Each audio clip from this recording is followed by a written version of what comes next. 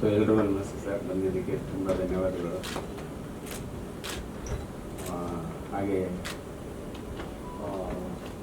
Artist ಮತ್ತು ಅವರು ತುಂಬ ನಿರ್ದೇಶಕರು ಕೂಡ ಒಳ್ಳೊಳ್ಳೆ ಸಿನಿಮಾಗಳು ಕೊಟ್ಟಿದ್ದಾರೆ ಇಂಡಸ್ಟ್ರಿಗೆ. ನಾಗೇಂದ್ರ ಅರಸು ಅವರು ನನ್ನ ಆತ್ಮೀಯರು, ಅವರು ಬಂದಿದ್ದಕ್ಕೆ ತುಂಬ ಥ್ಯಾಂಕ್ಸ್. ಅಮಿತ್ರ ಅವರು ಆ್ಯಕ್ಟ್ರು, ಅವರು ಡೈರೆಕ್ಟ್ರು, ಸೊ ತುಂಬ ಧನ್ಯವಾದಗಳು. ಆಮೇಲೆ ನಮ್ಮ ವರ್ಧನ್ ಈ ಚಿತ್ರದ ನಾಯಕ, ಸೊ ಅವ್ರಿಗೂ ಧನ್ಯವಾದಗಳು. ನಮ್ಮ ಸಹ ನಿರ್ಮಾಪಕರು ಸೊ ಮಂಜುನಾಥ್ ಅವರು ಅಂತ, ಸೊ ಅವ್ರಿಗೂ ತುಂಬ ಧನ್ಯವಾದಗಳು. ಹಾಗೆ ನಮ್ಮ ಆನಂದ್ ಅವರು ತುಂಬ ನಮ್ಮ ಸಿನಿಮಾಗೆ ಸಪೋರ್ಟ್ ಮಾಡಿದ್ದಾರೆ. ಸೊ ಅವರು ನಮ್ಮ ಸಿನಿಮಾದಲ್ಲಿ ಕಾಣಿಸ್ಕೊಂಡಿರೋ ರೀತಿನೇ ಬೇರೆ ಇದೆ. ಸೊ ಸಿನಿಮಾ ನೋಡಿದ್ರೆ ಗೊತ್ತಾಗುತ್ತೆ.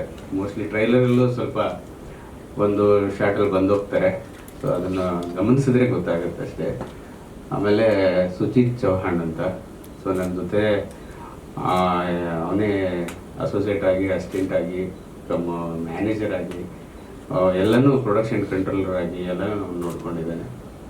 ಹಾಗೆ ಇಲ್ಲಿ ಈ ಸಿನಿಮಾ ಶುರುವಾಗಿದೆ. ಸೊ ಅಪ್ಪು ಸರ್ನ ಅವ್ರಿಗೆ ಹೋದ್ಮೇಲೆ, ಸೊ ಇದನ್ನು ನಾನು ಏನು ಮಾಡಬೇಕು, ಹೇಗೆ ಮಾಡಬೇಕು, ಅವ್ರು ಹೋದ್ಮೇಲೆ ನಮ್ಗೆ ತಡೆಯೋಕ್ಕಾಗಿಲ್ಲ. ಆ್ಯಕ್ಚುಲಿ ಯಾಕೆ ತಡೆಯೋಕ್ಕಾಗಿಲ್ಲ ಅಂದರೆ, ಅವರು ನನಗೆ ಕೆಲವು ತುಂಬ ಹೆಲ್ಪ್ಗಳನ್ನೆಲ್ಲ ಮಾಡಿದ್ದಾರೆ. ಅದನ್ನು ಸೊ ನಾನು ಹೇಳಿದ್ರೆ, ಮೊದಲನೇದಾಗಿ ನಂದು ಸೀನಾ ಅಂತ ಒಂದು ಸಿನಿಮಾ, ಸೊ ಅದಕ್ಕೆ ಅವರೇ ಫ್ಲಾಪ್ ಮಾಡಿದ್ದು. ಅವರು ಸಪೋರ್ಟ್ ಮಾಡಿದೆ. ಆ್ಯಕ್ಚುಲಿ ನನಗೆ ಇಂಡಸ್ಟ್ರಿ ಫಸ್ಟ್ ಸಿನಿಮಾ ನಾನು ಡೈರೆಕ್ಷನ್ ಮಾಡ್ತೀನಿ ಅಂದಾಗ ತುಂಬಾ ಸಪೋರ್ಟ್ ಮಾಡಿದ್ರು. ಸೊ ಅದು ಮಹೇಶ್ ಬಾಬು ಸರ್ ಆ್ಯಕ್ಚುಲಿ ಬಂದಿಲ್ಲ, ಅವರು ಡೈರೆಕ್ಟ್ರು ಈ ಸಿನಿಮಾದಲ್ಲಿ ಆ್ಯಕ್ಟ್ ಮಾಡಿದ್ದಾರೆ. ಅವರು ಕಾರಣಾಂತರಗಳಿಂದ ಊರಲ್ಲಿದ್ದೀನಿ ಅಂತ ಹೇಳಿದರು. ಸೊ ಅವರು ನನಗೆ ಅಪ್ಪು ಸರ್ನ ಭೇಟಿ ಮಾಡಿಸಿ, ಸೊ ನನ್ನ ಸಿನಿಮಾಗೆ ಮುಗಿಸೋಕ್ಕೆ ಕರೆಸಿ, ಅವರು ನಿಮಗೆಲ್ಲ ಗೊತ್ತಿರ್ಬೋದು, ಒಂದು 1 ಅವರ್ 2 ಅವರ್ ನಮ್ಮ ಸ್ಟೇಜ್ ಮೇಲೇ ಇದ್ದರು. ಸೊ ಇದ್ದು ನಮಗೆಲ್ಲ, ಮತ್ತು ಶೂಟಿಂಗ್ ಸಮಯದಲ್ಲಿ ಕೂಡ ಸ್ಪಾಟಿಗೆ ಬಂದಿದ್ದರು, 1-2 ಸರಿ ಸ್ಪಾಟಿಗೆ ಬಂದಿದ್ದರು. ನಾವು ಯಾರು ಕರೆದಿಲ್ಲ ಅವ್ರನ್ನ. ಸೊ ಅವರೇ ಬಂದು, ಒಂದು ಕಡೆ ಪ್ರಾಬ್ಲಮ್ ಆಗಿತ್ತು ಮಹಾಲಕ್ಷ್ಮಿ ಲೇಔಟಲ್ಲಿ, ಅಲ್ಲಿ ಲೊಕೇಶನ್ ಪ್ರಾಬ್ಲಮ್ ಆಗಿತ್ತು. ಸೊ ಅಲ್ಲಿ ಬಂದು ಸ್ಟೇಷನ್ಗೆ ಅವರೇ ಬಂದು, ಇದು ನಮ್ಮ ಸಿನಿಮಾ, ಯಾವುದೇ ರೀತಿಯ ತೊಂದರೆ ಕೊಡಬೇಡಿ, ಶೂಟಿಂಗ್ ಮಾಡ್ತಾ ಇದ್ದಾರೆ ಸೊ ಅಂತ ಹೇಳ್ಬಿಟ್ಟು ಅವರೇ ಸ್ಟೇಷನಿಗೆ ಬಂದು ಇನ್ಸ್ಪೆಕ್ಟರ್ ಹತ್ರ ಮಾತಾಡಿ ಹಾಗೆಲ್ಲ ಹೋಗಿದ್ರು. ಮತ್ತು ತುಂಬ ಅವ್ರದ್ದು ನಮ್ಮ ಸಿನಿಮಾ ಮುಗಿಯೋವರೆಗೂ ರಿಲೀಜಿಗೆ ಕೂಡ ಪ್ರಮೋಷನ್ ಮಾಡಿಕೊಟ್ಟಿದ್ರು.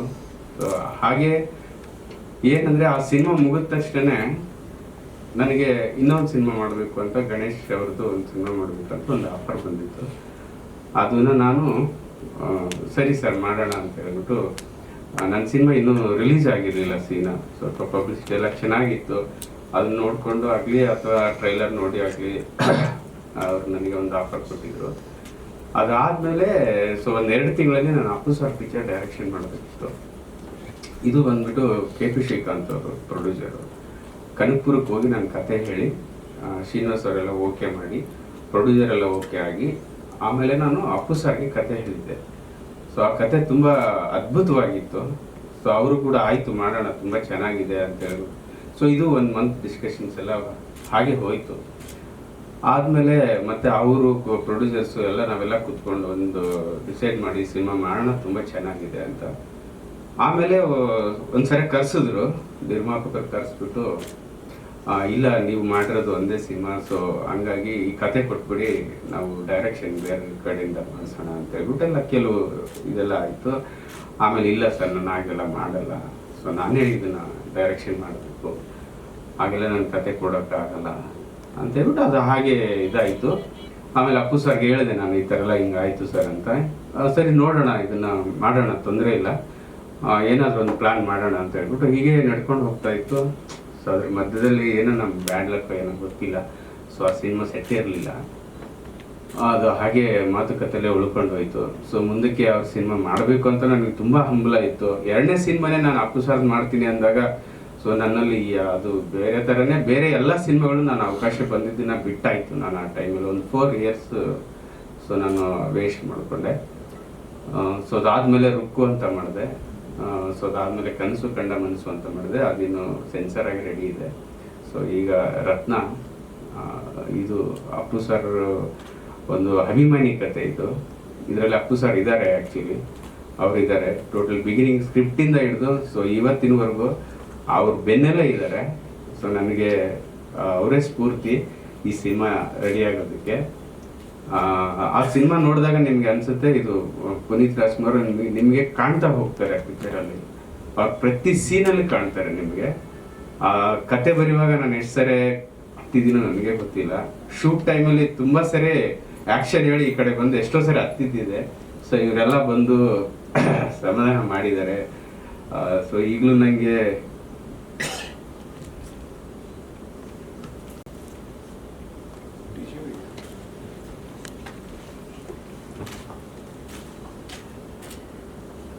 ಬಸವರಾಜ್ ಅವರೇ, ನೀವು ಹೇಳುವಾಗ ನಮಗೂ ಒಂಥರ ಅನ್ನಿಸ್ತಾ ಇದೆ. Anyways, calm down. ನಾನು ಅದಕ್ಕೆ ಪ್ರಾರಂಭದಲ್ಲಿ ಹೇಳಿದ್ದು, ಅಪ್ಪು ಸರ್ ಎಲ್ಲೂ ಹೋಗಿಲ್ಲ, ಅವರ ಚಿಂತನೆಗಳನ್ನ ನಮ್ಮ ಹೃದಯಕ್ಕೆ ಕೊಟ್ಟು ಹೋಗಿದ್ದಾರೆ ಹೇಗಿರ್ಬೇಕು ಅಂತ. ಬಹುಶಃ ಯುವರತ್ನ ಸಿನಿಮಾ ಟೈಮಲ್ಲಿ ಅಭಿಮಾನಿಗಳಿಗೆಲ್ಲ ಒಂದು ಸರ್ಪ್ರೈಸ್ ಅನ್ನ ಕೊಟ್ಟಿದ್ರು. ನೀವು ಗಮನಿಸಿದ್ರೆ ಆ ವಿಡಿಯೋಸ್ ಆಮೇಲೆ ತುಂಬಾ ಪಾಪ್ಯುಲರ್ ಆಯ್ತು. ಅಂದ್ರೆ ಸಡನ್ ಆಗಿ ಹೋಗಿ ಅಭಿಮಾನಿಗಳನ್ನ ಹೋಗಿ ಮಾತಾಡಿಸಿದ್ದು, ಆಗ ಅಭಿಮಾನಿಗಳು ಎಷ್ಟು ಒಂದು ನಾನು ಮೀಟ್ ಮಾಡಿ ಅವ್ರ ಬಗ್ಗೆ ಎಲ್ಲ ಹೇಳ್ತಾ ನಾನು ಅಷ್ಟು ಫ್ಯಾನ್ ಇಷ್ಟು ಫ್ಯಾನ್ ಅಂತ ಹೇಳ್ತಿದ್ರು. ಸಡನ್ ಆಗಿ ಅಪ್ಪು ಸರ್ ನೋಡಿದಾಗ ಅವ್ರು ಎಷ್ಟು ಖುಷಿ ಪಟ್ಟಿದ್ರು. ಅವ್ರು ಯಾವತ್ತೂ ಅಭಿಮಾನಿಗಳಿಗೆ ನಿರಾಶೆ ಮಾಡೇ ಇಲ್ಲ. ಯಾವತ್ತೂ ಅವ್ರಿಗೆ ಬಹಳ ಹತ್ತಿರ ಆಗೋದಕ್ಕೆ ನೋಡ್ತಾ ಇದ್ರು. ಈಗಲೂ ಹತ್ತಿರವೇ, ನೀವೇ ಹೇಳಿದಿರ ಬೆನ್ನೆಲುಬಾಗಿ ನಿಂತಿದ್ದಾರೆ ಅಂತ. ದಯಮಾಡಿ ಕಂಟಿನ್ಯೂ ಮಾಡಿ. ಈ ಸಿನಿಮಾ ಮಾಡುವಾಗ ನನ್ನ ಹತ್ರ ದುಡ್ಡಿಲ್ಲ, ನಿಜ ಹೇಳ್ಬೇಕಂದ್ರೆ. ನಾನು ನಿರ್ಮಾಪಕನಲ್ಲ, ಬರೀ ನಿರ್ದೇಶಕ ಅಷ್ಟೇ. ನಾನು ಬರೀ ನಿರ್ದೇಶಕ ಅಷ್ಟೇ. ಸೊ ನನಗೆ ಪ್ರೊಡಕ್ಷನ್ ಮಾಡೋ ಶಕ್ತಿ ನನಗೆ ಇನ್ನೂ ದೇವ್ರು ಕೊಟ್ಟಿಲ್ಲ. ಸೊ ಅದನ್ನ ನಾನು ಹೇಗೆ ಶುರು ಮಾಡಿದೆ ಸಿನಿಮಾನ, ಯಾರ ಹತ್ರನೂ ಏನೋ ದುಡ್ಡು ತೊಗೊಂಬಂದೆ. ರಾಮು ಅಂತ ಹೇಳ್ಬಿಟ್ಟು ನನ್ನ ಆತ್ಮೀಯ ಬಂದಿಲ್ಲ, ಸ್ವಲ್ಪ ಊಟದ ವ್ಯವಸ್ಥೆ ಎಲ್ಲ ಮಾಡ್ತಾ ಇದ್ದಾನೆ. ಆಮೇಲೆ ಸರ್ ಮಂಜು ಸರ್ ಅಂತ ಅವರು ತುಂಬ ಸಪೋರ್ಟ್ ಮಾಡಿದ್ರು. ಸೊ ಅವ್ರ ಸಪೋರ್ಟಿಂದ ಮತ್ತು ನನ್ನ ಕೆಲವು ಇನ್ನೂ ಸಪೋರ್ಟರ್ಸ್ ಇದ್ದಾರೆ. ಸೊ ಅವರೆಲ್ಲ ಸ್ಟೇಜ್ ಮೇಲೆ ಬರೋಕ್ಕೆ ಇಷ್ಟ ಇಲ್ಲ. ಸೊ ಅವರಿಂದನೇ ಈ ಸಿನಿಮಾ ರೆಡಿ ಆಯಿತು.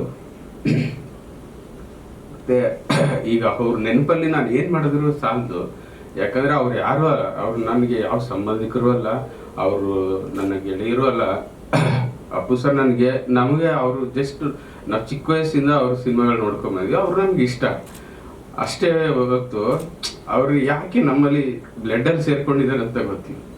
ಸೊ ಆರ್ಟಲ್ಲಿ ಯಾಕೆ ಸೇರ್ಕೊಂಡಿದ್ದಾರೆ ಗೊತ್ತಿಲ್ಲ. ಸೊ ಅವ್ರು ಪ್ರತಿದಿನ ನಾನು ಅವ್ರಿಗೆ ಪೂಜೆ ಮಾಡ್ತೀನಿ, ಫೋಟೋ ಇಟ್ಬಿಟ್ಟು. ಆಮೇಲೆ ನಾವು ಹೊರಗಡೆ ಹೋಗೋದು. ಸೊ ಈಗಲೂ ಅವತ್ತಿಂದ ಇವತ್ತಿನವರೆಗೂ ಸೊ ಅವ್ರ ನೆನಪು ಪ್ರತಿ ಕ್ಷಣ, ಪ್ರತಿ ದಿನ ಅಲ್ಲ, ಪ್ರತಿ ಸಮಯನೂ ಅಲ್ಲ, ಪ್ರತಿ ಗಂಟೆನೂ ಅಲ್ಲ, ಕ್ಷಣದಲ್ಲೂ ಸೊ ಅವರು ನಮ್ಮ ಬ್ಲಡ್ಡಲ್ಲಿ ಸೇರ್ಕೊಂಡಿದ್ದಾರೆ. ಸೊ ಹಂಗಾಗಿ ನಾನು ಏನು ಮಾಡಬೇಕು ಅಂತಲೇ ದೋಸ್ತಾ ಇಲ್ಲ, ನಾನು ಯಾವ ಸಿನಿಮಾ ಮಾಡಬೇಕು ಅಂತಲೂ ದೋಸ್ತಾ ಇಲ್ಲ. ಆ ಮಧ್ಯದಲ್ಲಿ ನಾನು ಈ ಸಿನಿಮಾ ಮಾಡಿದ್ದು. ಇದರಲ್ಲಿ ಪ್ರತಿ ಕ್ಷಣದಲ್ಲೂ ಅಪ್ಪು ಸರ್ ಇದ್ದಾರೆ, ಪ್ರತಿ ಸೀನಲ್ಲಿ ಇದ್ದಾರೆ. ನೀವು ನೋಡಿದರೆ ಅಪ್ಪು ಸರ್ ಅಂದರೆ ಸಿನಿಮಾ ಅದು. ಸೊ ಅವ್ರದ್ದೇ ಕತೆ. ಸೊ ಅವರೇ ಈ ಸಿನಿಮಾದ ಹೀರೋ.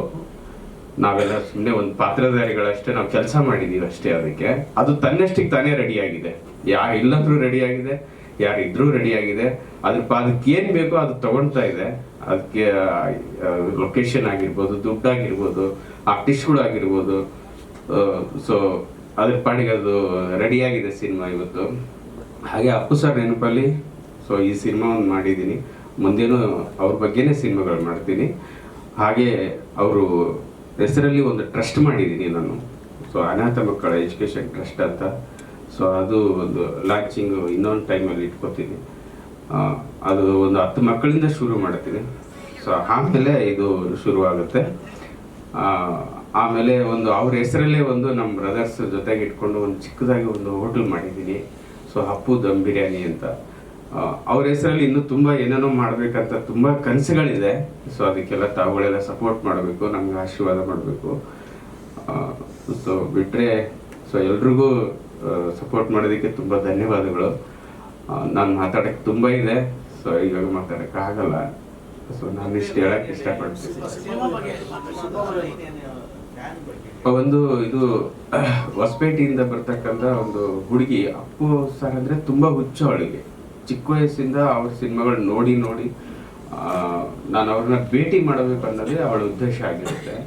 ಸೊ ನಾನು ಅವ್ರನ್ನ ಭೇಟಿ ಮಾಡಬೇಕಂದ್ರೆ ಏನು ಮಾಡಬೇಕು ಅನ್ನೋ ಒಂದು ಹಠದಲ್ಲಿ ಬೆಂಗಳೂರಲ್ಲೇ ಇರ್ತಕ್ಕಂಥ ಒಬ್ಬ ನಿರ್ದೇಶಕನಾಗಿರ್ತಕ್ಕಂಥ ಸೊ ಅವನು ಬೇರೆ ಅಲ್ಲಿ ಬೇರೆ ಹುಡುಗಿನ ಮದುವೆ ಹಾಕಿ ಹೋಗ್ತಾನೆ.